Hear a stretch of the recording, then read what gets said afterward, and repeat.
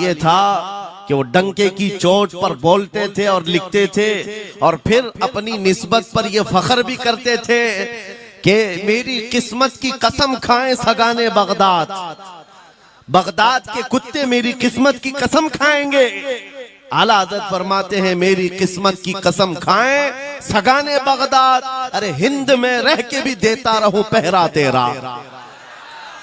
हम हिंदुस्तान में है गौसे आजम के दरबार का पहरा दे रहे हैं, लेकिन साहब किसी को तकलीफ है तो मैं उनको एक बात बता दूं, थोड़ी बहुत आवाज हमारी ऊंची होती है इसलिए कि जिस दरबान के हम कुत्ते हैं उस तरफ अगर कोई उंगली उठाएगा भौंके के नहीं फाड़ खाने की भी ताकत रखते हैं। मेरे अजीजों, कुत्ते का काम ही है, वो दरबान के दरवाजे पर होता है और वो निगरानी के लिए है। हमारी जुबानें नबी करीम सल्लल्लाहु अलैहि वसल्लम की इज्जत के लिए रखी गई, हमारी जुबानें, हमारी जिंदगियां अल्लाह के वलियों की हिमायत के लिए रखी गई है। और अगर उनकी हिमायत में ना बोले तो फिर क्या धोती कुर्ते वालों के लिए बोलेंगे। बात सिर्फ इतनी है कि स्टेज उधर भी लगते हैं इधर भी लगते हैं, आप चापलूसी किसी और की करते हैं और हम तारीफ किसी और की करते हैं। आप माल के पीछे भागते हैं और फिर आप मौजूदा हुकूमत जो भी मौजूद है उसके सिक्कों पर और उनके ओहदे पर और उनके मनसब पर देख करके आप बात करते हैं। लेकिन अल्हम्दुलिल्लाह हम फकीरों की आदत ये है, हम बरसों पुराने आबा व अजदाद से गौसे आजम के ही दरबान, उनके ही गुलाम हैं, इसलिए कि हमने ये सुना भी है और पढ़ा भी है। हमारे यहाँ निस्बत पर फख्र किया जाता है, और कैसी निस्बत पर? अरे हमारे वक्त का मुजद्दिद जब इस बात पर फख्र करता है, या गौस तुझसे दर, दर से सग और सग से है मुझको निस्बत। ये भी नहीं कहा डायरेक्ट गौसे पाक आपसे डायरेक्ट मुझे निस्बत है, ये नहीं कहा, बल्कि या गौस आपसे आपके दरबार को निस्बत है, आपके दरवाजे से आपके कुत्ते को निस्बत है, और आपके कुत्ते से मुझ अहमद रजा को निस्बत है। तुझसे दर, दर से सग और सग से है मुझको निस्बत। मेरी गर्दन में भी है दूर का डोरा तेरा, और इस निशानी के जो सग हैं नहीं मारे जाते। क्या बेहतरीन फार्मूला दिया है, डरने वालों के लिए ही आला हजरत ने कहा, जो खौफ खाया करते हैं खौफ न खौफ न रख रजा जरा तू तो है अब्दे मुस्तफा। आला हजरत फरमाते इस निशानी के जो सग हैं नहीं मारे जाते। सग फारसी लफ्ज है और कुत्ते को कहते हैं। कौन सी निशानी वाले सग नहीं मारे जाते? जिस कुत्ते के गले में पट्टा होता है उसको नहीं पकड़ा जाता। म्युनिसिपैलिटी की गाड़ी भी आती है कुत्तों वाली, वो इंजेक्शन मार के जाते हैं या कुत्तों को पकड़ के ले जाते हैं। बहुत कुत्ते अगर आवारा हो गए कंप्लेंट करो, कुत्तों को उठा ले जाएंगे, लेकिन उन उठा ले जाने वाले कुत्तों में अगर एक भी बेल्ट वाला आया तो छोड़ देंगे। क्यों? ये पट्टा बताता है इसका कोई मालिक है, ये आवारा नहीं है, किसी का पाला हुआ है। पट्टा बताता है इसका कोई मालिक है। और आला हजरत फरमाते हैं हमारे गले में कादरी पट्टा पड़ा हुआ है, और इस निशानी के जो सग हैं नहीं मारे जाते। हश्र तक मेरे गले में रहे कादरी पट्टा तेरा। गौसे पाक का ये निस्बत का पट्टा पड़ा हुआ है, ये अल्हम्दुलिल्लाह हमें बहुत सारी चीजों से महफूज रखता है। हमें जाहिर सी बात है आज इसी बात पर फख्र भी है। लोग मौलाना साहब कह रहे हैं हक बात कहना इस जमाने में नहीं, हर जमाने में दुश्वार रहा है, हर जमाने में दुश्वार रहा है। लेकिन ऐ नौजवानों, अगर तुम्हें अपनी निस्बत पर यकीन है कि मेरा पीर गौसे आजम जैसा है, मेरी निस्बत मुस्तफा करीम सल्लल्लाहु अलैहि वसल्लम से है, तो फिर खौफ किस बात का, डर किस बात का? इसीलिए हम डंके की चोट पर बोलते हैं, क्यों दबे जिस पे हिमायत का हो पंजा तेरा, शेर को खतरे में लाता नहीं कुत्ता तेरा। अजीजा ने ग्रामी वकार, आज सुल्तानुल औलिया गौसुल आजम की बारगाह में हम खिराज अकीदत पेश करने आए। जो बातें मैं अर्ज कर रहा हूं वो गौर से सुने। करामात ये औलिया इकराम की ऐसा मुहय्यरुल अक़ूल काम, अक्ल को हैरत में डाल देने वाला काम जो आम इंसान नहीं कर सकता। आम इंसान की अक्ल में ना आए, अल्लाह के वली से सादिर होने वाला ऐसा कोई काम, उसको करामत कहते हैं। लेकिन करामत औलिया इकराम की विलायत को साबित करने के लिए जरूरी नहीं। औलिया इकराम की विलायत को साबित करने के लिए करामत नहीं दिखाई जाती, शरीयत पर इस्तिकामत ये विलायत की अलामत है। अगर वो मजबूती के साथ हर जमाने में अपने दीन पर जमा हुआ है, वो अल्लाह का वली है, वो अल्लाह का वली है। आज भी हमारी कौम औलिया को ढूंढने पर लगी हुई है। सुनो, अल्लाह का वली ढूंढना चाहते हो तो ढूंढने के लिए निकलते हैं और पीछे पड़ जाते हैं, देखते हैं ये ठोकर मार करके सोने का सिक्का निकाल सकता है कि नहीं निकाल सकता है। औलिया को इन्हीं बातों पर आज भी लोग परखते हैं, सोचते हैं कि अभी बाबा आसमान पर उड़ेंगे तो मैं समझ लूंगा अल्लाह के वली हैं, पानी पे चल के दिखाएंगे तो मैं समझ लूंगा अल्लाह के वली हैं, मैं यहीं बैठा हूं अचानक मेरे पास पैसों का थैला खोल के दे दें अल्लाह के वली होंगे। यानी तुम एक जगह बैठे रहो, हलवा खिलाने वाले बाबा जिसको तुम समझोगे अल्लाह का वली है। मेरे अजीजों, ये जो चीजें तुम समझ बैठे हो अल्लाह के वली के लिए, ये जरूरी नहीं, बल्कि ये देखो कि वो नबी पाक की शरीयत पर कितना कायम है, मेरे नबी के रास्ते पर कितनी मजबूती से जमा हुआ है। मैं आपको पूछता हूँ, सैयदुश शुहदा इमाम अली मकाम इमाम हुसैन आजम से बढ़कर अल्लाह का वली कौन? अल्लाह का वली कौन है? सारे औलिया इकराम की निस्बत वहां जाकर खत्म होती है।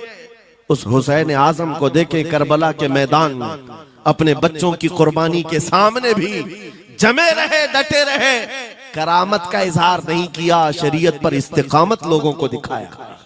दुनिया में जैसी भी आफतें आ जाएं, मुसीबतें आ जाएं, अगर दीन मुस्तफा पर जमा हुआ है, इस्तिकामत के साथ खड़ा हुआ है, वो उसकी सबसे बड़ी विलायत है, वो सबसे बड़ा वली है।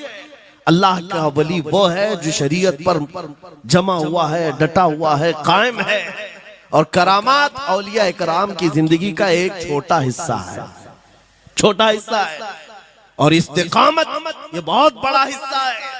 जमे रह जाना किसी बात पर, खौफ ना खाना बातिल ताकतों से, न डरना इन जालिमों से, ये औलिया इकराम की जिंदगी का खास वतीरा है। आज हम सबको जिस चीज की जरूरत है वो करामत की नहीं, इस्तिकामत। करामतें सुनते भी आया, अब करामत से आप ये समझते हैं कि काया पलट जानी चाहिए।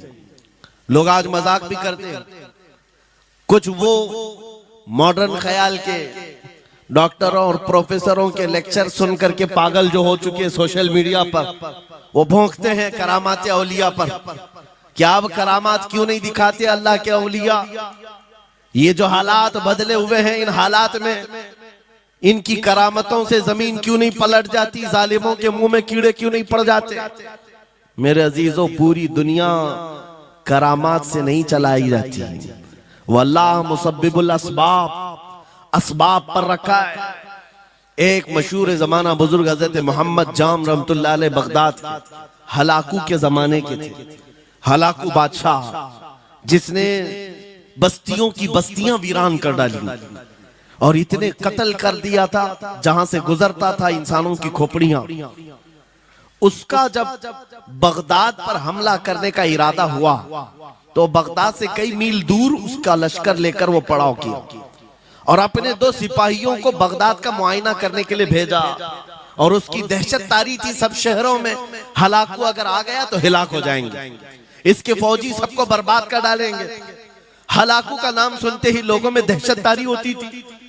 तो 2 सिपाही 2 फौजी हलाकू के बगदाद मुआयना करने के लिए आए तो लोगों में खलबली मच गई, अब जाएं तो कहां जाएं?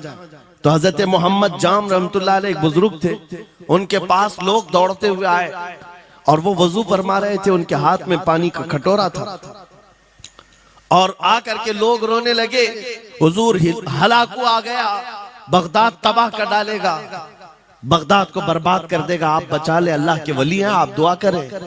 उन्होंने अपनी खटोरी पलट दी और कहा जाओ, अल्लाह हिफाजत करेगा। रिवायत में मिलता है कि वो 2 सिपाही ढूंढते ढूंढते रह गए, उनको बगदाद नजर ही नहीं आया। कोई बगदाद का न घर दिखा, न महल, न रास्ता, कुछ नहीं। वापस वो अपने बादशाह के पास जाकर कहते हैं हम तो बहुत ढूंढ करके आए, बगदाद मिला ही नहीं। हलाकू ने उन दोनों सिपाहियों को कत्ल कर दिया। कहा कि तुम झूठ बोलते हो, मुझे बगदाद की रोशनी यहां से दिखती है और तुम्हें कैसे नजर नहीं आया? या तो तुम निकम्मे हो या तो फिर मेरे साथ धोखा कर रहे हो। कत्ल कर दिया। दूसरे दिन अपने खास 2 वजीरों को भेजा कि जाओ बगदाद का मुआयना करके आओ, गलियां, वहां की सड़कें और वहां के महल्लात, वहां की इमारतें देख आओ। ये 2 वजीर गए और ढूंढते रहे। जैसे ही वो बगदाद में इंटर हुए, आज फिर लोग हलाकू के इन वजीरों को देखकर दौड़े दौड़े भागते हुए इस अल्लाह के वली के पास आया, हज़रत मोहम्मद जाम। आज फिर रोने लगे, कहा हमारी बीवियां बेवा हो जाएंगी, हमारे बच्चे यतीम हो जाएंगे, सब मारे जाएंगे, आप बचा लें। आज फिर से उन्होंने खटोरी पलट दी, कहा जाओ अल्लाह हिफाजत फरमाएगा। अल्लाह वालों का ये तसर्रुफ है, ये करामात है। वो चाहे तो पूरे लोगों को पोशीदा कर दे जालिमों की नजर से। दूसरे दिन वो वजीर भी ढूंढते रह गए, उनको भी बगदाद नजर नहीं आया। वापस गए, बादशाह के वो बड़े मोतमद लोग थे, कहा कि हम भी गए लेकिन हमको बगदाद नजर नहीं आई। हलाकू को बड़ा ताज्जुब हुआ, ऐसा कैसे हो सकता है? लोकेशन बिल्कुल सही है, हम सामने चंद मील के फासले पर है और इनको बगदाद नजर क्यों नहीं आता? तीसरे दिन उसने कहा कि अब किसी मुआयने की जरूरत नहीं, कोई जायजा लेने की जरूरत नहीं, हम डायरेक्ट जाते हैं। फौज को तैयार करो।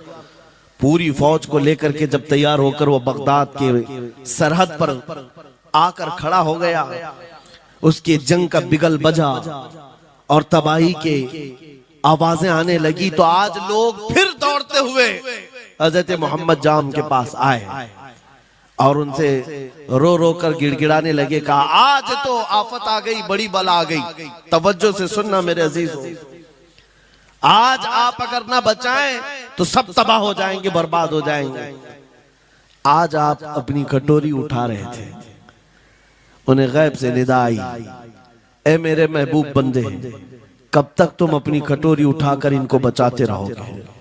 इनको मोहलत दी गई थी अपने अमाल दुरुस्त करने की, ना इन्होंने तौबा किया ना अपने अमाल दुरुस्त किए। इनको इनके हाल पर छोड़ दो।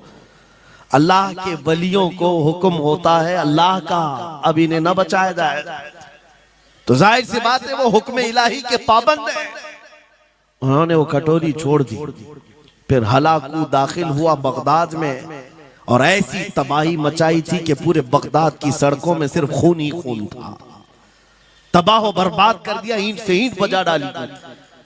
इस वाक़े को मैंने पढ़ा, उसके बाद ये महसूस हुआ अल्लाह के औलिया कराम मदद जरूर करते हैं, लेकिन एक वक्त तक, जब वो वक्त आ जाए अल्लाह की तरफ से मना हो जाए कि ये कौम बड़ी सरकश है, अब इनकी मदद ना की जाए, तो फिर ये हाथ उठा लिया करते हैं और इनको हालात पर छोड़ दिया जाता है। अजीज़ान गिरामी वक़ार, औलिया कामिलीन की करामतों पर भौंकने वालों से भी मैं यही कहूंगा, वो चाहे तो पल भर में हालात हमारे बदल दें, चाहे तो जमीन को उलट पलट दें, लेकिन वो अल्लाह के हुक्म के पाबंद होते हैं। और लोगों के लिए ये बात है, नसीहत है कि जब ऐसे हालात आ जाएं, आप इधर उधर भागने की बजाय पहले अपने दिल की तरफ देखें, कहीं मेरे गुनाहों से दिल के धब्बे बढ़ तो नहीं गए, मेरा दिल सियाह तो नहीं हो गया। सच बताओ मेरे अजीजों, इतने सख्त हालात के बाद कितने लोगों को ऐसी तौफीक हुई कि रात का अंधेरा छा गया हो और तौबा करने का जज्बा बढ़ गया हो, रात के वक्त बैठ करके रोने लग गया हो। फिलिस्तीन के गज्जा के उन मुसलमानों की हालत सार को देखकर रूह अगर तड़पती है और तुम अपने अमाल की सेहत और दुरुस्तगी के लिए तौबा कर ले जाते हो, ये बहुत बड़ी नेमत है अल्लाह की। फिर तुम्हें किसी करामत के ज़ुहूर की जरूरत नहीं, तुम्हारा बदलना ही दुनिया के हालात को बदल देगा, सब बदल जाएगा। लेकिन अगर उन्हीं हालात पर बाकी रहे तो फिर करामत से भी तुम नहीं बदलोगे और ना हालात बदलेंगे, कोई चीज नहीं बदलेगी। इन्नल्लाह ला युगय्यिरु मा बिकौमिन हत्ता युगय्यिरु मा बिअनफुसिहिम। कुरान में मेरा मौला फरमाता है, बेशक अल्लाह ताला उस वक्त तक किसी कौम की हालत नहीं बदलता जब तक उस कौम को खुद अपनी हालत बदलने का ख्याल ना हो। हम अपनी जानिब से शुरुआत करें और फिर हालात खुद बदल जाएंगे, हालात खुद बदल जाएंगे। सरकार सैयदना गौसे आजम अब्दुल कादिर जीलानी रदी अल्लाह तआला अन्हु जिस हाल में बगदाद तशरीफ लाए थे, उस जमाने को याद करें, उस जमाने को याद करें। वो ऐसा जमाना था कि उस वक्त हक बोलना एक जुर्म हो गया था। शिया नवाज खलीफा मौजूद थे, हजरत अबू बकर हजरत उमर का नाम लेने पर भी मस्जिद के दरवाजे पर कोड़े मारे जाते थे। ये वो हालात थे, उलमा की जुबानें गंग थी, बोल नहीं पाते थे। खुतबा क्या देना है वो बिल्कुल स्क्रिप्टेड, जो खलीफा है वक्त चाहे बस उतना ही। आज जैसे सऊदियों के यहाँ ये रिवाज है, बादशाह की हिमायत में और बादशाह जैसा चाहे वैसी मस्जिद का मौलवी भी बोलता रहे। शरीयत क्या कह रही है, मेरे मुस्तफा करीम सल्लल्लाहु ताला अलैहि वसल्लम की तालीमात क्या कह रही है, इससे क्या सरोकार, बस उतनी बातें करो जितनी उनके बादशाह की हिमायत की। ये दौर गौसे आजम के जमाने का भी था। उस वक्त हक बोलना एक बहुत बड़ा जुर्म था, उलमा को कोड़े मारे जाते थे। आपको पता है उसी बगदाद में सिर्फ एक हक बात का ऐलान करने की वजह से इमाम अहमद बिन हम्बल को 300 कोड़े मारे गए थे। उनकी पीठ झुक गई थी, उनकी रीढ़ की हड्डी टेढ़ी हो गई थी। कोड़ा किसको कहते हैं, कोई रस्सी को नहीं, चमड़े का वो बेल्ट जिससे वो मारते थे तो जिस्म की चमड़ी लग करके आ जाती थी। 100 कोड़े में तो आदमी मर जाता था, कोई बच गया बच गया। 300 कोड़े खाए उस इमाम की बात कर रहा हूं जिसको मेरे नबी की 5 लाख हदीसें याद थी। वो इमाम अहमद बिन हम्बल इतने बड़े इमामुल हदीस कोड़े खाते थे तो किस बात पर, सिर्फ हक बात का ऐलान बरसरे पैकार करते थे, सबके सामने करते थे। उन्होंने कोई बादशाह की रू रियायत नहीं की, उन्होंने ये नहीं देखा कि ये क्या चाहते हैं, बल्कि हमेशा ये देखा कि मेरे नबी की शरीयत क्या चाहती है। मेरे अजीजों, यही बड़ी करामत है। गौसे आजम की बड़ी करामतों में से करामत ये है, उस जमाने में आप बगदाद तशरीफ लाए जब हालात ऐसे थे कि हक बोलना दुश्वार था, और आप जब मस्जिद पर खड़े, मस्जिद के मिंबर पर खड़े होकर ऐलान करने लग गए, हैबत ऐसी तारी थी कि कोई आपको रोक ना सका, और आपकी ये हक्कानियत की तबलीग फैलती गई, फैलती गई। शुरू में 10 लोग, फिर 20 लोग, फिर 100-200, फिर 1000-2000। गौसे आजम ने चंद महीनों में जो खुतबात दिए, आपके खुतबात का आलम ये था कि फिर 70,000 का मजमा बराबर सुनने के लिए आया करता। और गौसे आजम का ये खुतबा एक नहीं, हजारों खुतबात हैं। जब जब आप खुतबा देते थे, एक बात याद रखें, जुबान अगर पाक हो और अल्लाह की नबी पाक की शरीयत ताहिरा बोलती हो, उस जुबान में बला का असर होता है, अल्लाह करीम की तरफ से असर डाला जाता है। हक बात अगर बुलंद आवाज से कहो, ये मत देखो कि मैं कौन हूं, ये देखो कि कलाम किसका है। अल्लाह करीम लोगों के दिलों पर बात डालता है। गौसे आजम की जुबान से निकले हुए कलमा ऐसे हुआ करते, मजमा खत्म होने से पहले पता नहीं कितनों की तो लाशें उठाई जाती थी, कितने तो वहां बेहोश हो जाते। किस बात पर? इतना असर करता दिल पर कि लोग कपड़े फाड़ लेते थे। खुतबे के अंदर, बयान के अंदर ऐसा असर होता कि लोग बैठे बैठे मदहोश हो जाते, कोई जोश हाल में कपड़े फाड़ डालते। रिवायात में बताया गया कोई एक मजमा भी ऐसा नहीं जिसमें हुजूर गौसे पाक की तकरीर के बाद जनाजा ना उठाया गया। हर खिताबत के बाद, और बोलते क्या थे, हैरत की बात है मेरे अजीजों। आज बाज लोग ये कहते हैं, हम भी बहुत सारी चीजें बयान कर रहे हैं, मैं अपने लिए भी नसीहत और सारे उलमा के लिए भी कहता हूं, लोगों के पल्ले नहीं पड़ती, लोगों के कानों में नहीं जाती। ये जुमा में आते हैं, सोते रहते हैं, जब इमाम खड़ा होता है नमाज के लिए तो ये झटका लेकर के खड़े होते हैं, बयान यूं ही चला जाता है। मेरे अजीजों, 2 चीजों की पाबंदी जरूरी है। मैंने पढ़ा था इमाम अहमद बिन हम्बल, नहीं हजरत सुफियान सौरी रदी अल्लाह ताला, हजरत सुफियान सौरी नसीहत कर रहे थे और जब वो नसीहत करते तो लोग रो पड़ते थे, आखिरत को याद करते, कब्र की होलनाकियों का तज़किरा करते तो लोग रोने लगते थे। एक बंदा था, वो मजलिस में आया करता और खामोश बैठता और उस पर कुछ भी असर नहीं। एक दिन उसने पकड़ करके पूछा हज़रत सुफियान से, आप जब बयान करते तो लोग धाड़े मार मार कर रोते हैं, मुझे तो कुछ नहीं होता, मैं तो ऐसे ही बैठा रहता हूं। आपने क्या फरमाया? आपने ये नहीं फरमाया कि तू बदतमीज है, तू बदमाश है, तू बद अमल है। फरमाया दो में से एक खराबी हो सकती है, या मेरा दिल खराब होगा या तेरा दिल खराब होगा, इसलिए कि मैं बात रसूलुल्लाह की कर रहा हूं, इसमें असर तो होगा ही। दो में से कोई एक खराब होगा, ये नहीं फरमाया कि तू ही खराब। यहां पर हमारे लिए नसीहत है, बोलने वाली जुबान पाक हो और लुकमा हलाल का जाता हो, अल्लाह असर जरूर पैदा फरमाता है। सरकार गौसे पाक रज़ी अल्लाह ताला अन्हु मिंबर पर खड़े होकर बयान कर रहे हैं। क्या बयान कर रहे हैं? सुने।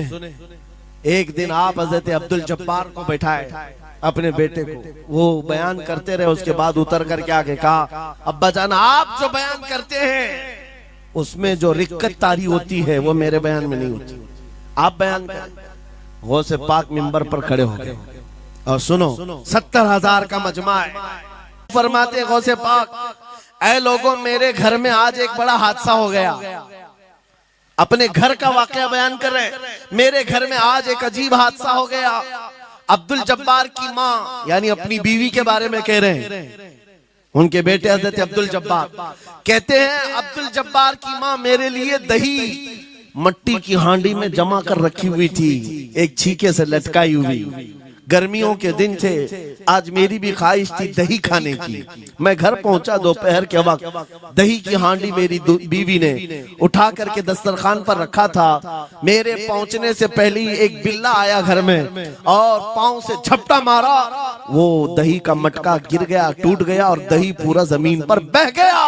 न माँ खा सका न मेरी बीवी खा सकी। इतना बयान करना था कि लोग धाड़े मारकर रोने लग गए, कपड़े फाड़ने लग गए, लोगों के अंदर जोश हाल से कैफियत बदल गई। मेरे अजीजों, कोई अपने घर का वाकया बयान कर रहा हो कि दही की हांडी फट गई, दही बह गया, इसमें कौन सी ऐसी बात है रोने की? ये हमारे और तुम्हारे लिए हो सकता है। गौसे आजम का मजमा भी अहले दिल का हुआ करता था, वो बसीरत वाले लोग बैठते थे। गौसे पाक क्या बयान कर रहे थे? गौसे पाक के बयान का मतलब ये नहीं है कि अब्दुल उनकी बीवी दही की हांडी जमाई थी और उनके लिए खाने का इंतजार कर रही थी। गौसे आजम अपने वाकये से दुनिया की हालत बता रहे थे, ऐ लोगों, जिस तरह मेरे घर में आज मेरे खाने से पहले दही का मटका टूट गया और दही बह गया, सबकी हालतें तकरीबन ऐसी होती हैं। इंसान अपने लिए इतना कमाता है, माल जमा करता रहता है, और जब उसके खाने का वक्त आता है मलकुल मौत पंजा मारकर रूह निकाल लेता है और सारा माल उसका धरा का धरा रह जाता है, ना वो चख पाता है ना खा पाता है। गौसे पाक रज़ी अल्लाह ताला अन्हु ये दुनिया की हालात बता रहे थे। और मेरे अजीजों, आज भी वही हालात हैं हमारे, आज भी वही हालात हैं। हमने कमाने के लिए अपनी सेहत गंवा दी, रात नहीं देखा, दिन नहीं देखा, दौड़ते रहे माल हासिल करने के लिए, इतना जमा कर लूं, इतना जमा कर लूं, इतना जमा कर लिया, जब तक तो सेहत बिगड़ गई, शुगर भी आ गई, बीपी भी आ गई और ऐसी बीमारियां लग गई कि अब इनको ठीक करने के लिए जितना जमा किया था खर्चा करते रहो। शेख सादी रहमतुल्लाह अलैह फरमाते हैं, ये दो कामों में तो इंसान की पूरी जिंदगी खत्म होती है। पहले कमाने के लिए सेहत गंवाता है और फिर सेहत बचाने के लिए माल गंवाता है। ये दो चीजों में गौसे पाक रज़ी अल्लाह ताला अन्हु की नसीहत यही थी कि इतना जमा कर ले जाते हो, इतना जमा करते हो कि फिर जब खाने का वक्त आता है तो मियाँ ऐसे हालात होते हैं कि नमक भी नहीं खा पाते, शक्कर भी नहीं खा पाते। दूसरी बातें तो छोड़ो, शुगर वाले शक्कर नहीं चख पाते, बीपी वाले नमक नहीं चख पाते। अरे ये बड़ी छोटी चीजें हैं और माल देखो तो करोड़ों का है, अरबों का है। अरबों का माल पड़ा हुआ है, नमक नहीं चट पाते, शक्कर नहीं खा पाते। किसके लिए जमा किया था? और थोड़ी और बड़ी बीमारी हो गई तो पानी भी नहीं पी पाते, डायलिसिस चल रहा है, किडनी खराब है। कितने ऐसे लोग मिलते हैं आज, कितने ऐसे हैं जिन्होंने साफ मुझसे कहा कि डॉक्टर ने पूरा गिन करके कहा है कि पूरे दिन भर में जो है एक ढक्कन से पानी पीना, बोतल का जो ढक्कन होता है उस ढक्कन से बस बूंद बूंद चखते रहना, पानी ही ना पियो, इसलिए कि किडनी काम नहीं करती। ये दुनिया है मेरे अजीजों, हमने अपनी सेहत गंवा दी, पूरी की पूरी सेहत गंवा दी इसको हासिल करने के लिए। इसी को मेरे इमाम अहले सुन्नत फाजिल बरेलवी ने कहा था, शहद दिखाए जहर पिलाए, कातिल डायन शोहर कुछ, इस मुर्दार पे क्या ललचाए, दुनिया देखी भाली। लेकिन समझ में किसी को नहीं आता, उस वक्त समझ में आने लगता है जब जाने का वक्त होता है। के वक्त हालात ऐसे होते हैं, मैं अक्सर अपने टूर में देखता हूँ, उमरा पे जाते हैं, बगदाद पे जाते हैं, खूब आयश से रहते हैं, सबको पता रहता है प्लेन में सिर्फ 30 किलो का अलाउड है, लेकिन मार्केट में जाते हैं तो उनको कुछ खबर नहीं होती, सब खरीद रहे होते हैं। हो जाए खरीद करके लाकर रूम में भर दिए, और आज शाम में जाना है तो ठोस रहे हैं इस बैग में उस बैग में नहीं घुसा, और उसके बाद फिर एयरपोर्ट पहुंचे तो कभी इसको रिक्वेस्ट कभी उसको रिक्वेस्ट, थोड़ा हमारा भी ले लो, थोड़ा हमारा भी ले लो। अरे वहां सबका 30 है, कोई लेने को तैयार नहीं। फिर खरीदा हुआ वहीं छोड़ करके हसरत भरी निगाह से देखते जाते हैं, किसी की खजूर छूटी हुई है, किसी के मुसल्ले छूटे हुए हैं, किसी के कपड़े छूटे हुए हैं। हर बार हम एयरपोर्ट पे देखते हैं, छोड़ करके जा रहे होते हैं, बड़ी हसरत से देखते हैं। मेरे अजीजों, ये कोई लतीफा नहीं, सेम यही हालात जब दुनिया से जा रहा होता है एक इंसान, मरने से पहले उसकी आंखें फटी रह जाती हैं। क्यों कहा गया है मरने के वक्त सबसे पहले उसकी आंखें बंद कर दो? क्योंकि वो अपना माल देख रहा होता है, अपनी औलाद देख रहा होता है, अपना घर बार देख रहा होता है। मैंने इसको बनाया था, इस तरह से कमाया था, इस तरह से इसको पाला था, ये सब देखता रह जाता है। उनमें से किसी चीज को उठा भी नहीं पाता, ले नहीं जा सकता, यहाँ तक कि ऐसी हालत होती है खुद जा भी नहीं पाता, दूसरों के कंधों पर सवार होकर जाना पड़ता है। ये दुनिया की हकीकत। गौसे पाक की तालीमात अगर पढ़ते रह जाओ मेरे अजीजों, तसव्वुफ का एक ऐसा किला है, गौसे पाक की तालीमात काफी है तुम्हें तौबा करने के लिए, दुनिया में दिल लगाने के लिए और उससे दिल हटाने के लिए। गौसे पाक की तालीमात काफी है। आपने फरमाया था दुनिया में ऐसे रहो जैसे कश्ती समंदर में चलती, कश्ती समंदर में चलती है, यानी पूरे भरे हुए मौजों के पानी पर कश्ती चल रही है, लेकिन उसका कुछ बिगड़ता नहीं है। हाँ, अगर पानी कश्ती के अंदर आ गया तो फिर कश्ती के लिए खतरा है, डूब जाएगी।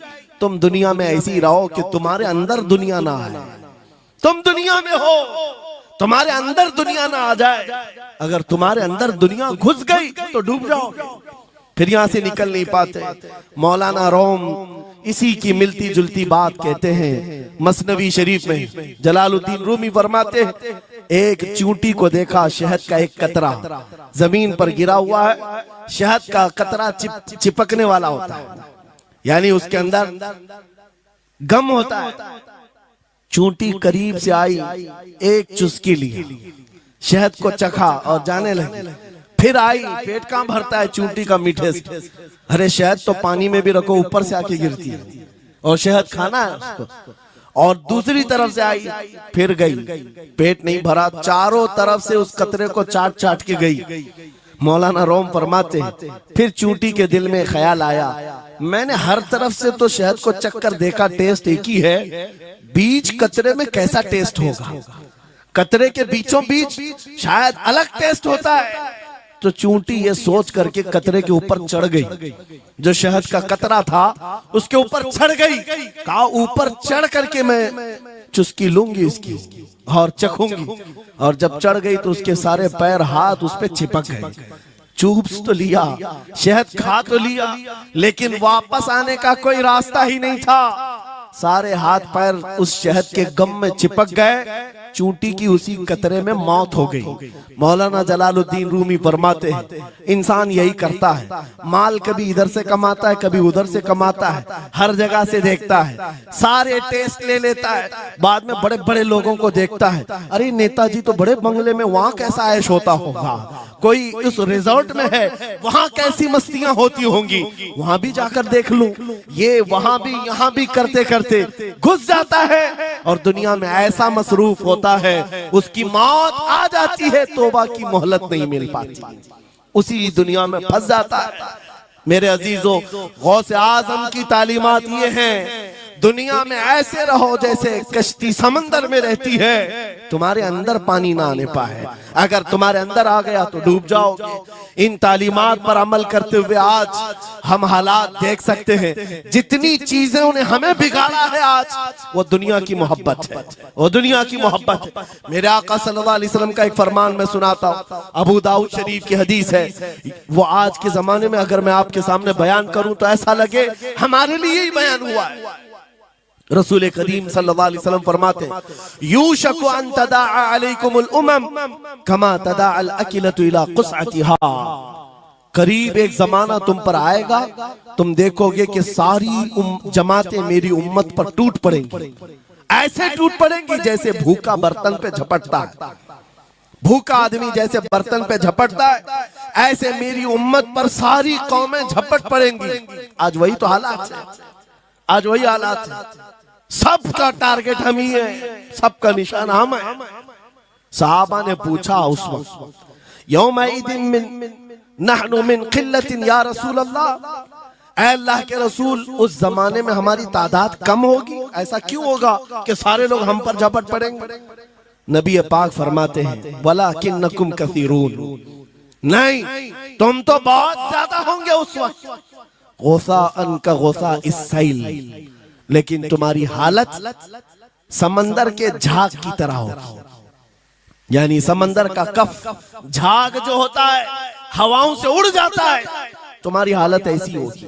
तादाद तो बहुत होगी, लेकिन छोटी छोटी चीजों से बिलबिला करके भागने वाले लोग, ये प्यूरिटी नहीं रह जाएगी। फिर सहाबा ने पूछा, या रसूल अल्लाह सल्लल्लाहु अलैहि वसल्लम, ये ऐसी चीज हमारे अंदर क्यों आएगी? मेरे आका फरमाते हैं, वजह दो ही होगी, दो चीजें जब तुम्हारे दिल के अंदर आ जाए तो अल्लाह ताला तुम्हारे दिलों से, तुम्हारे दिलों के ऊपर काफिरों का, दुश्मनों का रौब डाल देगा, तुम डरते डरते जीने लग जाओगे, खौफ के आलम में जीने लग जाओगे। वो दो चीजें क्या है? मेरे आका फरमाते हैं, हुब्बुद दुनिया व कराहियतुल मौत, दुनिया से बेइंतहा मोहब्बत करने लगोगे और मौत से भागने लगोगे, मौत से तुम्हें नफरत हो जाएगी, डरने लग जाओगे। ये दो चीजें जब तुम्हारे अंदर आ जाए, तुम्हारे दिलों पर काफिरों का रौब डाल दिया जाएगा, दुश्मनों का खौफ डाल दिया जाएगा। क्या ये दो चीजें आज हमारे अंदर आ गई है? नौजवान दुनिया में ऐसे मस्त हो गए, हर एक को अपनी मसलहत है, मेरी दुकान कैसे चलेगी, मेरा बिजनेस कैसे चलेगा। मौलाना तो तकरीर करते हैं, ये बोलते हैं इनको कुछ हो गया, हमारे बच्चों का क्या होगा। ये सारी मसलहतों की बातें मैं सुन सुन करके पक गया हूं। बहुत सारे लोगों को तो ये लगता है इनके साथ मत बैठो, वरना कल को पकड़ के ले जाएंगे तो तुम्हारा भी नाम आ जाएगा। बहुत सारे स्टेज पर उलमा के हालात पर अभी तो चल रहा है, जिस दिन कोई टारगेट पर आए इधर उधर बैठने से भी डरने लगे। इनके ऊपर इतने केस हैं, बाजू बैठने वालों की भी हालत खराब हो जाएगी, हमारा भी नाम ना आ जाए। मेरे अजीजों, ये सब गीदड़ भपकियां हैं, तुम्हारे ईमान का इम्तिहान है। मैं तो यही कहता हूं, हमारे साथ कोई मामला नहीं। वही बात मैं कहता हूं जो अकबर इलाहाबादी ने कहा था, रकीबों ने रिपोर्ट लिखवाई है जा जा के थाने में कि अकबर नाम लेता है खुदा का इस जमाने में। यही रिपोर्ट लिखवाते हैं जा जा करके। हमारी भी जहां रिपोर्ट लिखी हुई होगी, बात यही होगी कि ये रसूलुल्लाह का नाम लेता है और उनके नाम पर लोगों को बात करता है, यही रिपोर्ट होगी। और इस बारे में हम कभी डरते नहीं।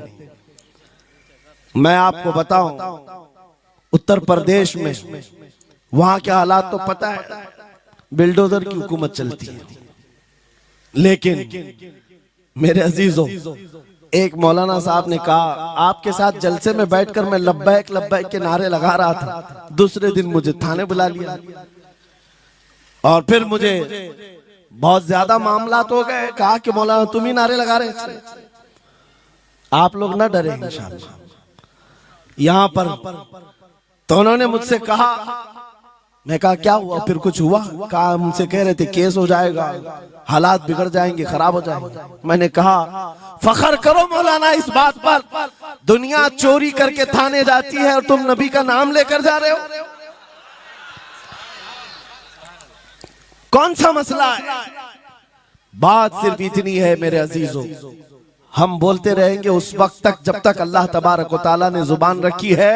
नबी पाक की अज़मत और नबी पाक की शरीयत और औलिया उम्मत की मिदहत बयान करना जुर्म है। ये जुर्म हम 1000 बार करें, अगर ये जुर्म है 1000 बार करें, बल्कि हम दार पर भी, फांसी के फंदे पर भी ये जुर्म करेंगे, क्योंकि हमारे असलाफ ने हमें ये बताया है, जो जान मांगो तो जान दे दें, जो माल मांगो तो माल दे दें, मगर ये हमसे कभी ना होगा, नबी का जाहो जलाल दे दें।